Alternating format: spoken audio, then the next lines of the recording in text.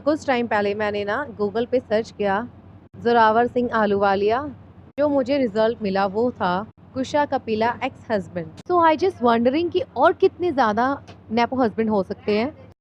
Zorawar and कुशा कपिला की मुलाकात तब हुई थी जब कुशा कपिला 21 साल की थी and they got married 2017 and 2023 में इन्होंने अपना सेपरेशन भी अनाउंस कर दिया था। सेपरेशन के बाद ना कुशा कपिला ने अपने इंस्टाग्राम अकाउंट पे एक नोट डाला था जिसमें लिखा था कि उन दोनों ने म्यूचुअल कंसल्ट से दोनों ने डिसाइड किया है कि वे अब सेपरेट हो रहे हैं। उन्होंने ट्राई किया बट हुआ नहीं, इसलिए वो सेपरेट हो रहे हैं। ये पोस्ट डालने के बाद ना सभी लोग सोचने लगे कि कुशा कपिला ने शायद चीट किया है अपने हस्बैंड के ऊपर। इवन लोग उसका रीज़न नहीं जानते थे, फिर भी उन्होंने जितना भी हेट है वो कुशा कपिला को दिया और सिंपैथी सारी उसके हस्बैंड को दी। लोगों ने ना इसका रूमर बना लिया था और कई एक्टर्स डायरेक्टर के साथ उसका नाम जोड़ने लगे थे, चाहे वो अर्जुन कपूर हो, चाहे वो बसीर हो, चाहे वो अभिषेक हो। शादी से पहले ही ना कुशा कपिला जो है वो कंटेंट क्रिएटर थी एंड जोरावर जो है वो 9 to 5 नॉर्मली जॉब किया करता था। बट शादी के बाद स्टिल उसने कंटिन्यू रखा, दोनों ही अपने अपनी जॉब करते थे। तो कुशा कपिला के हार्डवर्क की वजह से उसे नेम और फेम जो मिला वो उसके हस्बैंड को भी मिला। लोग उसके हस्बैंड को जानने लगे। सेपरेशन के बाद ना कुशा कपिला ने कभी भी ऐसे कमेंट को लाइक नहीं किया और ना ही उसने कभी टिप्पणी की इस चीज़ पे। जब भी लोग उससे पूछते थे शादी के बारे में कि सेपरेशन क्यों हुआ आप लोगों का, वो जवाब नहीं देती थी। एंड अदर साइड जोरावर हमेशा किसी न किसी ऐसे भद्दे कमेंट का लाइक करते पाते थे कि जो कुशा कपिला के बिल्कुल अगेंस्ट हो, और अगर कोई इसके सपोर्ट में बोलता भी था जोरावर उसको रिप्लाई ज़रूर करते थे। मैं एक आपको कमेंट पढ़ के बताती हूँ। एक कमेंट था, इन्हीं बातों की वजह से कुशा ने शायद आपको छोड़ा है।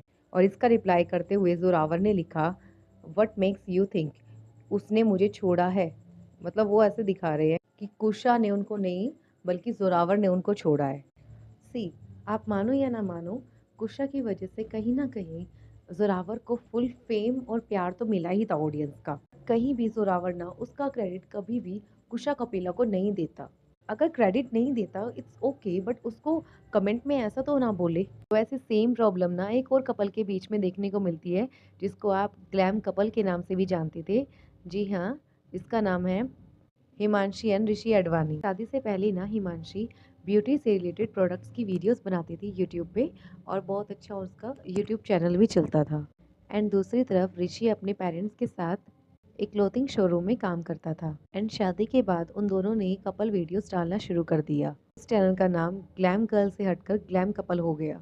आफ्टर सम रीजन ये दोनों सेपरेट हो चुके थे एंड हिमांशी ने ग्लैम कपल से हटकर अपना नाम दोबारा ग्लैम गर्ल ही रख लिया और वो ब्यूटी से रिलेटेड वीडियोस बनाने लगी थी दोबारा। ऋषि यहाँ मुझे थोड़ा अपॉर्चुनिटीज लगा था, उसने हिमांशी को छोड़कर एक नया यूट्यूब चैनल अपने नाम से शुरू किया था, बीइंग ऋषि के नाम से। एंड वो इस टाइम फुल टाइम क्रिएटर बन के आया था। एंड ऋषि की सिस्टर है ना, उसने भी एक यूट्यूब चैनल नया शुरू कर दिया था। देखो, चैनल बनाना, कंटेंट क्रिएटर बनना बहुत गलत बात नहीं है। ब्रदर सिस्टर के कंटेंट में ना आधे से ज़्यादा तो थंबनेल हिमांशी के लिए ही लगते थे।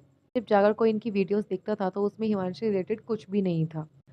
आप उनके नाम का फेम ले रहे हो, उनके नाम की ऑडियंस ले रहे हो, बट उसको क्रेडिट नहीं दे रहे, वो सबसे बुरी बात लगती है। कि आजकल के कपल्स एक दूसरे के साथ करते हैं, पहले वो रिलेशन में आते हैं सिर्फ वीडियोस के लिए, और जब वो नेम और फेम कमा लेते हैं वो सेपरेट हो जाते हैं, जिससे कि ऑडियंस का ध्यान और ज़्यादा भटक जाता है और तरह तरह के रूमर्स शुरू हो जाते हैं लोगों के बारे में।